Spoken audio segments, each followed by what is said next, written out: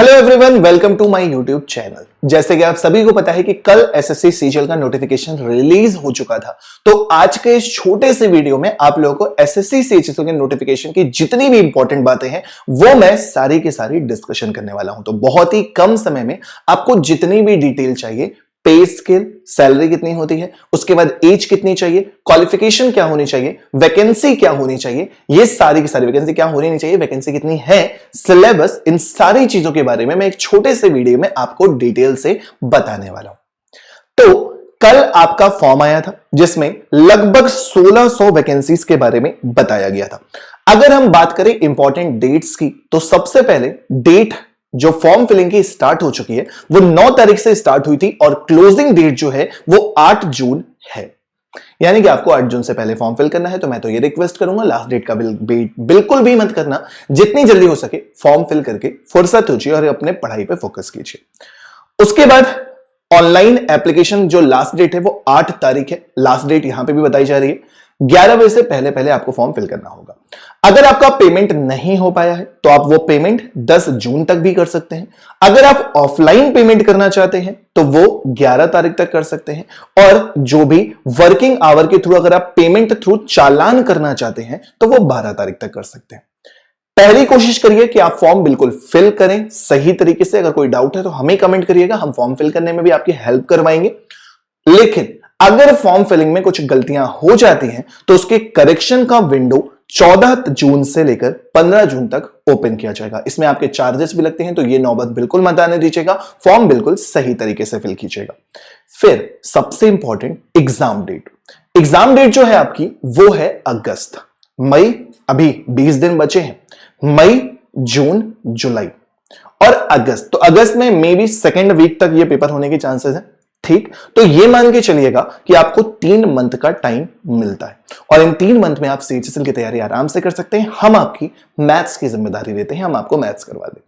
उसके बाद last point जो था वो सीएचएसएल टीयर 2 के बारे में, जिसके भी डेट अनाउंस नहीं है। तो पहली चीज, इंपॉर्टेंट डेट्स आपकी क्लियर। एक छोटे से वीडियो में सारा नोटिफिकेशन में आपको बताने वाला।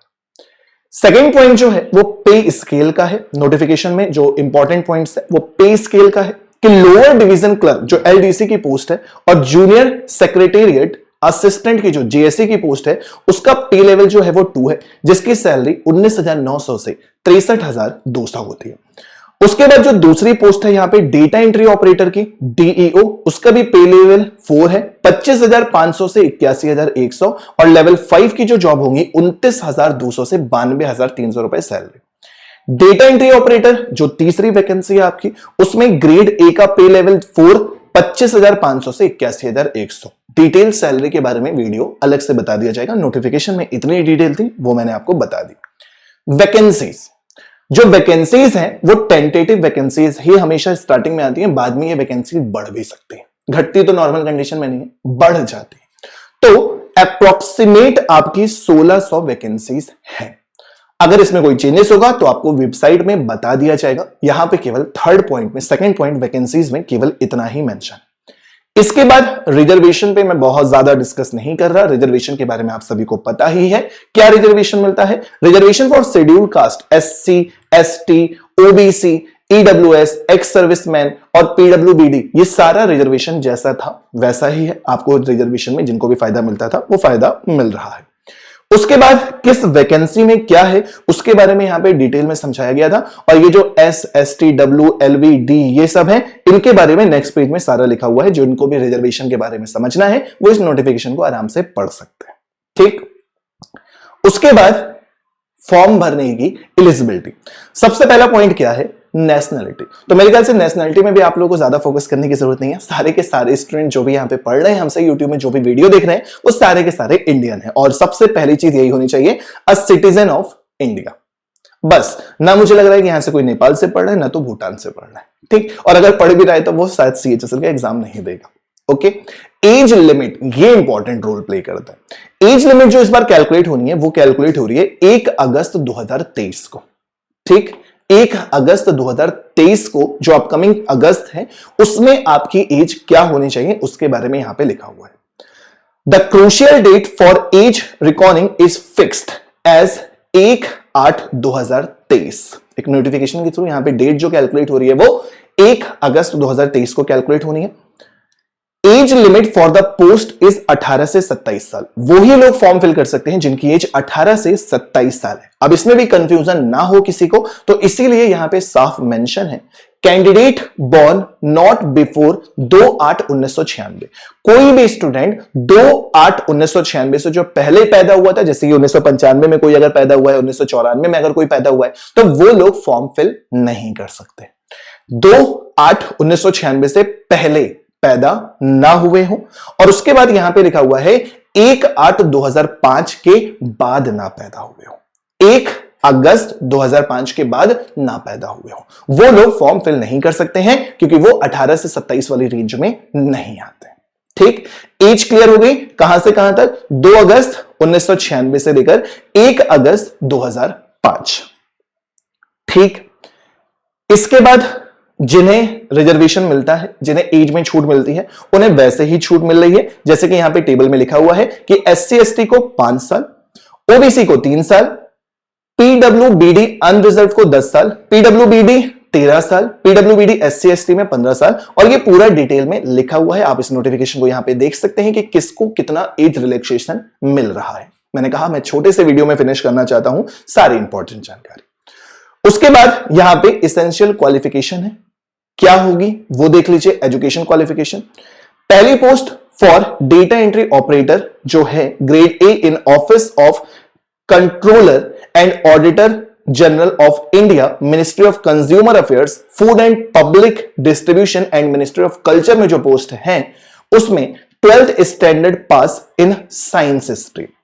12th जो होना चाहिए वो आपका साइंस स्ट्रीम से होना चाहिए with mathematics as a subject. इसमें मैथमेटिक्स मांगा गया है। 12th में आपके पास मैथमेटिक्स एक सब्जेक्ट होना चाहिए और साइंस से आपको होना चाहिए। ठीक, उसके बाद जो आपकी दूसरी पोस्ट है for LDC and JSA and DEO grade A, यहां पे भी देखो DEO दूसरा था, यहां पे दूसरी पोस्ट है। उनके लिए candidates must have passed 12th standard और equivalent examination from a recognised board और यूनिवर्सिटी। कुल मिला के आपके पास 12th होना जरूरी है। ठीक, 12th के अलावा जो लोग इन पोस्ट के लिए एलिजिबल होंगे उनके लिए एलिजिबिलिटी क्राइटेरिया है कि आपके 12th में मैथ सब्जेक्ट होना चाहिए और आपका साइंस से होना चाहिए। तो ये थी बेसिक एजुकेशन क्वालिफिकेशन। ठीक, यहां पे क्या लिखा हुआ है? The candidate who have appeared. हां, अपीयर्ड वाला जो डाउट होता है वो भी यहां पे क्लियर किया गया है। The candidates who have appeared in their 12th standard और equivalent examination can also apply. जो भी अपीयरिंग कैंडिडेट हैं वो भी अप्लाई कर सकते हैं, यानी कि जो भी अभी 12th के पेपर दे रहे हैं, जिन्होंने भी पेपर दिया है, वो भी अपीयर्ड कैंडिडेट फॉर्म फिल कर सकते हैं। However, they must possess essential qualification on or before the cut-off date 1/8/2023। 2023 अगस्त 2023 से पहले आपका रिजल्ट आ जाना चाहिए, वो तो आ जाएगा। ठीक, तो आप लोग भी फॉर्म फिल कर सकते हैं जिन्होंने इस साल इंटर का एग्जाम दिया है। उसके बाद एप्लीकेशन फीस, फी पेबल कितना है? केवल 100 रुपए। 100 रुपए आपको फीस पे करनी है, उससे ज्यादा पे नहीं करनी है। उसके अलावा जिनकी फीस फ्री है, जैसे कि women candidate belonging to schedule caste, schedule tribute, SC ST, person with benchmark disabilities, PWBD जिसे कहा जाता है, फिजिकल एफिशिएंसी जिनकी वीक होती है, ex serviceman eligible for reservation are exempted from payment of fee, यानी कि इनकी फीस नहीं लगेगी। अब फी जो है वो ऑनलाइन पेमेंट होता है, ये सारी जानकारी हमारे इतनी काम की नहीं है तो इसको हम इग्नोर करते हैं। उसके बाद करेक्शन वाली जो मैंने आपसे स्टार्टिंग में ही बताई थी, करेक्शन के लिए आपको क्या करना है? तो करेक्शन की विंडो जो होगी ओपन वो होगी 14 तारीख से 15 तारीख तक। लेकिन यार इसको मत पढ़ो, मैं यही कहूंगा मत पढ़ो इस चक्कर में कि बाद में करेक्शन के लिए टाइम मिलता है, क्योंकि फिर से आपके एक्स्ट्रा रुपए लगते हैं फालतू में, समय खराब होगा, टेंशन होती है। क्या करना है? कुछ नहीं करना है। इसलिए यहां तक मत जाओ, फॉर्म करेक्शन पे मत जाना, पहले ही फॉर्म सही फिल करना। मैं आपको फॉर्म फिलिंग के भी प्रोसेस बताऊंगा। ठीक, स्कीम ऑफ एग्जामिनेशन, तो वैसे तो मैं ये सोच रहा हूं कि इसके लिए एक अलग से वीडियो बनाया जाए कि एग्जाम पैटर्न क्या होगा और इसका सिलेबस क्या होगा, लेकिन अभी थोड़ा सा रफली मैं यहां पे आपको बता देता हूं जो आपके काम का है, जरूरी है। बाकी सिलेबस पे मैं एक अलग से वीडियो बनाऊंगा क्योंकि डिटेल सिलेबस आपको बताना पड़ेगा। टियर 1 का सिलेबस आपका सेम ही है, टियर 2 का भी सिलेबस सेम है पिछले बार से, बाकी जो 2021 में पेपर हुआ था उसका अलग था। क्या है? Scheme of examination, the computer based examination will be conducted in 2 tiers as indicated below. आपका जैसे पहले टियर 1 और टियर 2 होता था, अभी भी टियर 1 और टियर 2 ही हो रहा है। अब marks scored by candidate in computer based examination if conducted in multiple shift will be normalize. जैसे कि अलग अलग शिफ्ट में पेपर होते ही हैं सीजीएल और सीएचएसएल के, तो इसमें नॉर्मलाइजेशन किया जाएगा, साफ मेंशन है। ठीक, उसके बाद सेकंड पॉइंट जो है वो आंसर की का है कि जैसे आपका एग्जाम खत्म होता है विद इन 2 से 3 हफ्ते के अंदर आजकल आपकी पूरी आंसर की आ जाती है कि आपने क्या क्वेश्चन सही किए थे, क्या आंसर एग्जैक्ट सही है। उसके बाद आप 2 दिन का टाइम दिया जाता है कि आप किसी भी क्वेश्चन में क्लेम कर सकते हो, उसके लिए भी आपको रुपए देने पड़ते हैं, यह भी चीज याद रखिएगा। तो जब आप श्योर हो तभी आप क्लेम करिए, अदरवाइज नहीं करिए। किसी भी टीचर से कंसल्ट कर लिया करिए कि सर ये क्वेश्चन मुझे डाउट लग रहा है, क्या मुझे इसका क्लेम करना चाहिए या नहीं करना चाहिए। ठीक, यही सारी चीजें जानकारी है और कुछ भी नहीं है इस पॉइंट पे भी। और ये आपका प्री का सिलेबस क्या, एग्जाम पैटर्न जो कि पहले जैसा ही है। इंग्लिश आ रही है 25 क्वेश्चन 50 मार्क्स, रीजनिंग आ रही है 25 क्वेश्चन 50 मार्क्स, मैथ्स आ रही है 25 क्वेश्चन 50 मार्क्स, जनरल अवेयरनेस आ रही है 25 क्वेश्चन 50 मार्क्स।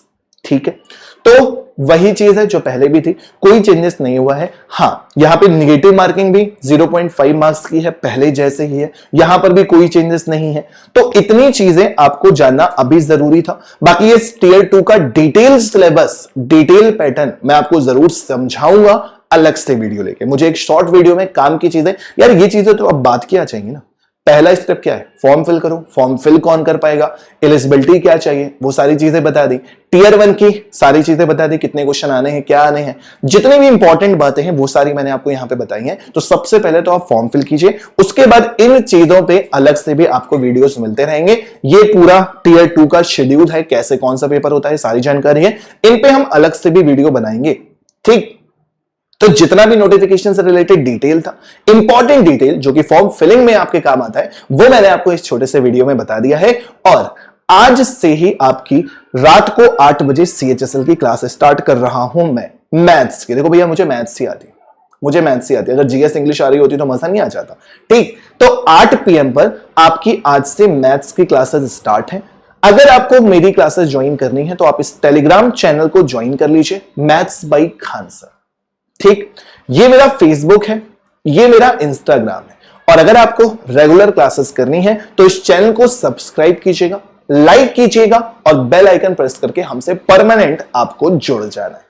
आई होप, उम्मीद है आपको सभी बातें समझ में आ गई होंगी नोटिफिकेशन से रिलेटेड, और आप फॉर्म फिल आराम से कर सकते हैं। इसके अलावा अगर आपको कोई परेशानी है, कोई डाउट है फॉर्म से रिलेटेड, तो आप सभी लोग कमेंट बॉक्स में बाद में कमेंट करिए, मैं आपको बताऊंगा, आपके हर एक डाउट का जवाब दूंगा और आपको फॉर्म फिलिंग भी बताऊंगा। ठीक, आई होप सारी बातें आपको समझ में आ गई होंगी। तो सेशन को लाइक करना मत भूलना, चैनल सब्सक्राइब करना मत भूलना, टेलीग्राम चैनल भी ज्वाइन कर लीजिएगा। Thank you so much, bye bye, take care, पढ़ते रहिए। मिलते हैं शाम को 8 बजे से मैथ्स की क्लास में। Thank you.